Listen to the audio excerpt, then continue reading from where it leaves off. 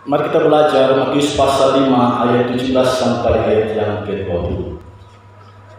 Di kalangan orang Kristen ada yang mengajukan pertanyaan ini, apakah engkau yakin bahwa engkau pasti masuk surga?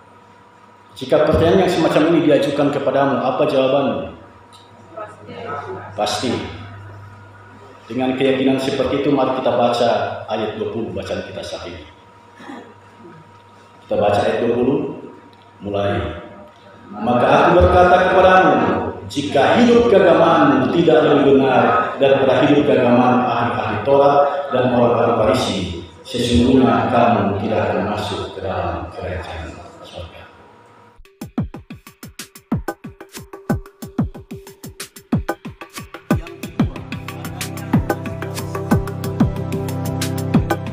Ahli Taurat itu adalah orang yang menguasai isi kitab suci. Anda rajin baca kitab?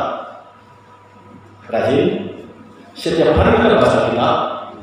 Karena Anda diminta kehidupan keagamaanmu harus lebih baik dari ahli Taurat. Kalau ini masuk surga. Ya. Ahli Taurat ini dia menguasai isi kitab suci. Yang pertama, punya ketekunan yang luar biasa belajar isi kitab suci. Dan yang kedua, dia menguasai hukum-hukum agama. Yang kedua, orang Farisi. Farisi itu artinya terpisah. Kenapa mereka terpisah? Karena orang Farisi sangat menjunjung pola hidup saleh. Jadi mereka hanya bergaul dengan orang-orang yang saleh. Jadi mereka hanya bergaul dengan orang-orang yang memang betul-betul saleh menjalani kehidupan keagamaan. Dalam hal kesalehan, mereka menafsirkan isi kitab suci sampai serinci-rincinya. Contoh, ingatlah dan kuduskanlah hari Sabat. Lalu mereka tafsirkan, menguduskan hari Sabat seperti apa? Mereka bahasakan, menguduskan hari Sabat itu tidak boleh membawa beban. Ditafsirkan lagi, beban itu seberat apa yang tidak boleh dibawa? Yang boleh dibawa seberat apa, yang tidak boleh dibawa seberat apa? Ditafsirkan, berat yang boleh dibawa, barang yang boleh dibawa itu beratnya cukup 1 gram, misalnya. Nah, karena mereka memahami seperti itu, ketika hari Sabat tiba, yang ada orang pakai itu anting basah-basah, enggak ada. Yang ada mau pakai itu kalung basah-basah, di bawah ini basah sekali, enggak ada. Karena mereka anggap itu tidak menguduskan hari Sabat. Jadi intinya adalah orang Farisi ini betul-betul bertekad selagi hidup di dunia saya menjalani kehidupan yang saleh, yang sungguh-sungguh mentaati isi kitab suci. Itu orang Farisi. Nah, Yesus minta Anda harus lebih dari itu. Lebih dari ahli Taurat yang suka mendalami isi kitab suci. Lebih dari orang Farisi yang begitu mentaati kebenaran kitab suci. Anda harus lebih dari itu. Lalu ada catatan di sini. Jika tidak, kamu tidak akan masuk ke dalam kerajaan surga. Jadi dia bilang pasti masuk surga. Maka kalau tidak ada ketaatan, yang jaga baca Alkitab, tidak melakukan isi Alkitab, biar dia bilang pasti masuk surga. Anda tidak taat selama ini kepada Tuhan. Itulah sesungguhnya yang dimaksudkan oleh kitab Yakobus pasal 2 ayat 19. Kalau cuma bilang percaya hanya ada satu Allah, setan juga percaya dan mereka gemetar. Mereka percaya hanya ada satu Allah dan mereka gemetar. Lalu ayat 20 bilang, itu iman kosong. Yang mengatakan, aku percaya Tuhan, saya pasti masuk surga. Tapi tidak melakukan kehendak Allah. Tidak baca kitab suci. Tidak dengar isi kitab suci. Dan tidak melakukan kebenaran isi kitab suci. Pengalaman setan itu. Imannya setan. Karena itu perhatikan ucapan Yesus, yang berbahagia ialah mereka yang mendengarkan firman Allah dan yang memeliharanya. Nah, saudara sekalian, mengapa sampai Yesus terkesan begitu menjunjung tinggi kehidupan keagamaan ahli Taurat dan orang Farisi? Rupanya di zaman itu ada desas-desus yang mengatakan Yesus itu menolak, meniadakan kitab Taurat dan para nabi. Yesus itu ketika dia mengajar, dia tidak lagi memberlakukan isi kitab Taurat dan kitab para nabi.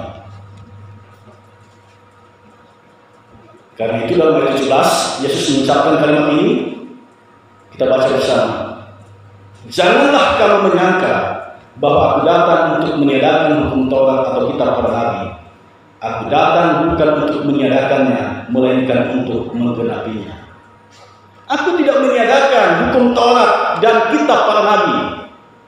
Kalau kita lakukan lebih dalam lagi dalam Alkitab berbahasa Yunani, kata meniadakan di situ diterjemahkan dari satu kata, katalusai. Sudah bisa? Katalusai. Katalusai. Katalusai artinya menghapus. Jadi terjemahan harfiahnya adalah janganlah kamu menyangka bahwa aku datang untuk menghapus hukum Taurat dan kitab para nabi. Katalusai.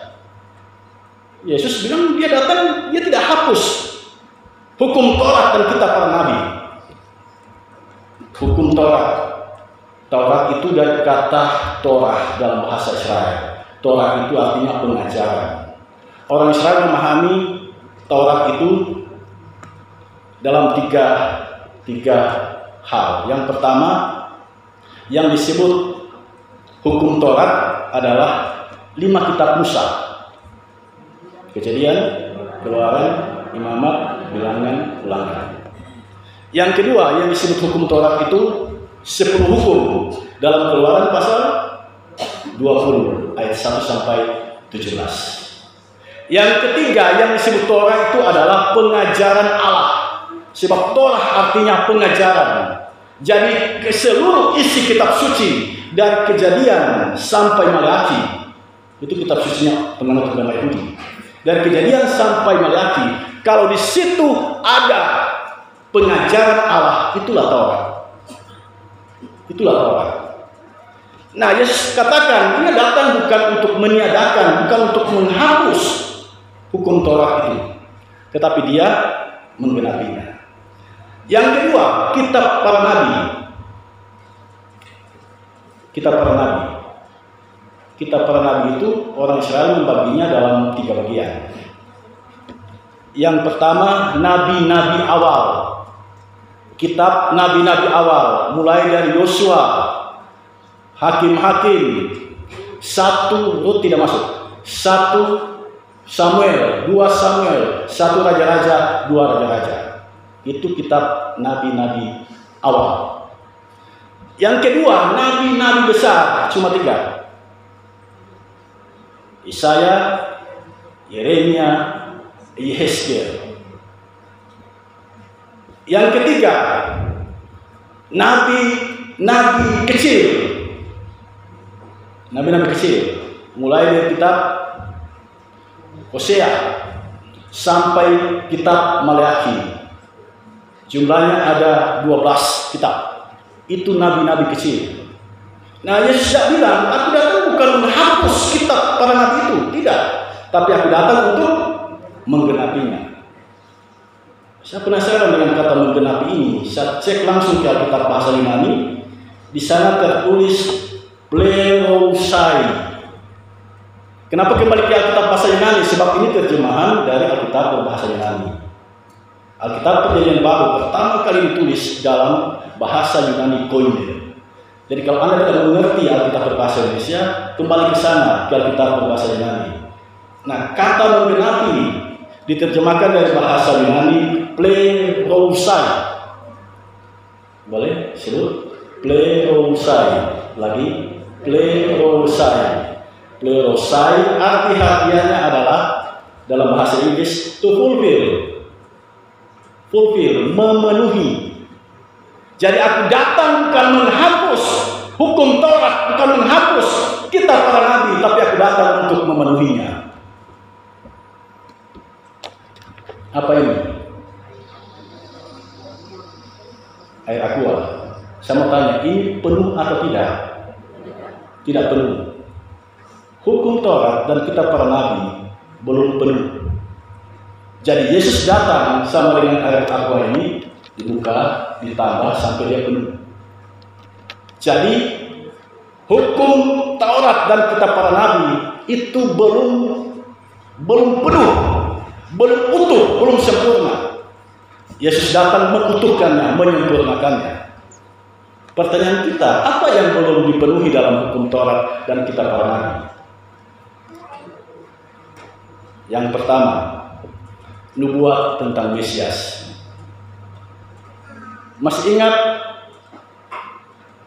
kitab Kejadian pasal 3 ayat 15?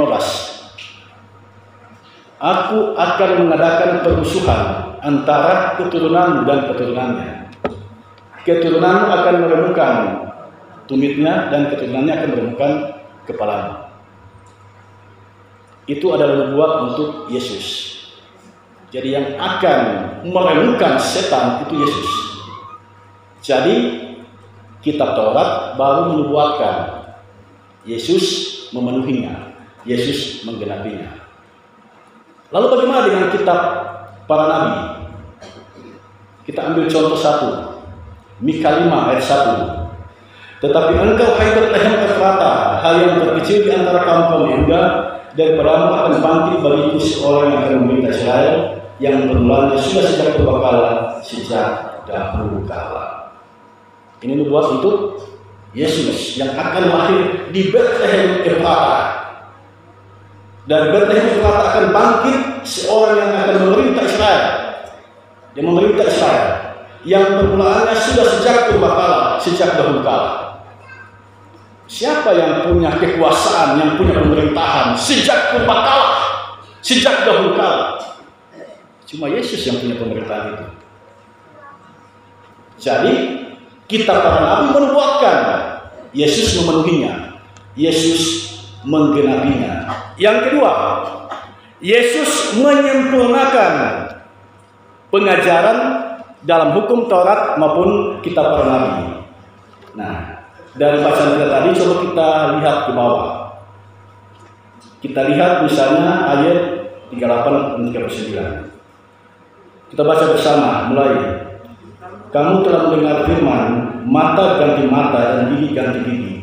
Tetapi aku berkata kepadamu, janganlah kamu melawan orang yang berbuat jahat kepadamu, melainkan siapapun yang menampar pipi kananmu, berilah juga kepadanya pipi kirimu. Anda mengerti ayat ini? Anda mengerti tidak? Apa yang dimaksud dengan mata ganti mata, gigi ganti gigi? Apa yang dimaksud? Kalau kau copot gigi saya akan balas copot gigi. Kalau engkau hancurkan mata saya akan balas hancurkan matamu. Jadi pesannya adalah hukum balas dendam. Ikau nak kalesi naunmu, ialah pakalesi naunmu. Kau menyakiti hatiku, aku juga akan menyakiti hatimu. Hukum balas dendam. Dan itu ada di kitab Perjanjian Lama. Lalu ajaran Yesus disempurnakan dalam ayat 39, kita baca. Tetapi aku berkata kepadamu, janganlah kamu melawan orang yang berbuat jahat kepadamu, melainkan siapapun yang menampar pipi kananmu, berilah juga kepadanya pipi kirimu. Itu bukan dalam pengertian ketika ada yang menampar pipi kananmu, lalu Anda bilang, endong lai kuhi, tampar, baru satu toh, Tuhan Tuhan bilang, satu lagi, kalau tampar pipi kanan, kasih pipi kiri. Bukan dalam pengertian itu. Tetapi dalam pengertian, kalau yang di atas balas dendam, kalau ajaran Yesus, engkau jangan balas dendam. Engkau harus hidup dalam kasih. Itu maksud ayat ini. Jadi orang Kristen tidak hidup dalam semangat balas dendam. Tidak. Kalau balas dendam itu perjanjian lama itu. Kalau perjanjian baru yang saya ajarkan adalah janganlah kamu melawan orang yang berbuat jahat kepadamu. Artinya jangan balas dendam. Lalu apa yang harus kita lakukan? Kita baca ayat 43 dan ayat 44. Mulai. Kamu telah mendengar firman, kasihilah sesama manusia dan bencilah musuhmu. Tetapi aku berkata kepadamu, kasihilah musuhmu dan berdoalah bagi mereka yang menganiaya kamu. Itu yang kita lakukan. Bukan membalas dendam, tetapi mengasihi dan berdoa. Kalau itu Anda lakukan, hidup keagamaanmu lebih baik daripada hidup keagamaan orang Farisi dan ahli Taurat. Jadi kalau masih suka balas dendam, musuhnya nyana di PDB, hidup keagamaan sama saja dengan isi repai yang di perjanjian lama, sama saja. Karena itu Mahatma Gandhi, tokoh spiritual di India, dia bilang mengasihi itu, mengampuni itu bukan manusiawi, itu ilahi. Itu ilahi. Artinya dia mengatakan ini sebenarnya sulit, tapi jika Anda mampu melakukannya, itu luar biasa. Dan sebenarnya tidak ada manusia yang dapat melakukan ini. Yesus pernah bilang, di luar aku, kamu tidak dapat berbuat apa-apa. Yohanes 15 ayat 5. Itu artinya kalau kita mau hidup dalam kasih, kalau kita mau menyingkirkan semangat balas dendam, kalau orang menyakiti hati kita dan kita tidak membalas dendam atas apa yang dilakukan, itu karena engkau memberi hatimu kepada Kristus dan memberi dirimu dituntun oleh Kristus. Hanya orang yang memberikan hati dan hidupnya untuk Kristus yang dapat melakukan itu. Tetapi sepanjang engkau menegaskan kepada semua orang bahwa hatiku adalah kerajaanku, engkau tidak bisa melaksanakan kehendak Tuhan ini. Pasti balas dendam, pasti tidak mengasihi. Yang ketiga, mengapa Yesus mengatakan dia tidak menghapus tapi memenuhi hukum Taurat dan kitab para nabi? Karena Yesus datang menjadi penghapus dosa manusia. Mari kita lihat Yohanes 1 ayat 29.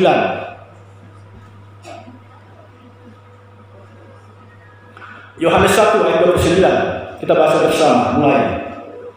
Pada keesokan harinya, Yohanes melihat Yesus datang kepadanya dan ia berkata, lihatlah anak domba Allah yang menghapus dosa dunia.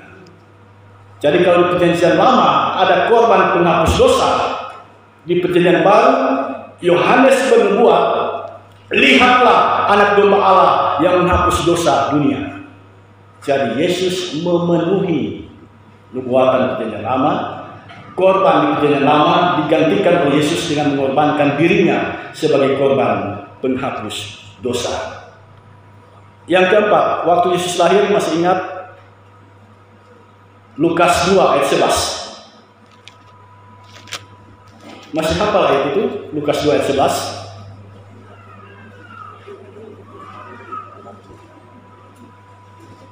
Pasti akan muncul di Natal ayat itu. Kalau anak sekolah minggu diminta untuk menghafal. Ya, Lukas 2 ayat 11 kita baca bersama. Hari ini telah lahir bagimu juru selamat, yaitu Kristus Tuhan dan Tuhan. Di perjanjian lama belum ada kan berita ini? Kan belum ada. Nanti di perjanjian baru dipenuhi bahwa Yesus adalah juru selamat, Kristus Tuhan bagi kita. Itulah sesungguhnya makna terdalam ketika Yesus mengatakan, aku datang bukan untuk menyediakan hukum Taurat dan kitab para nabi, tetapi menggenapinya, memenuhinya. Nah, saudara sekalian,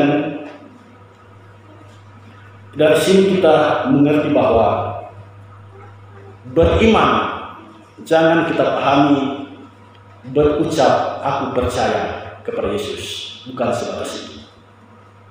Beriman adalah berucap percaya dan dibuktikan dengan ketaatan. Itu beriman. Beriman, menyebut diri beriman tetapi tanpa ketaatan, itu bukan beriman. Ingat Yakobus 2 ayat 19 tadi.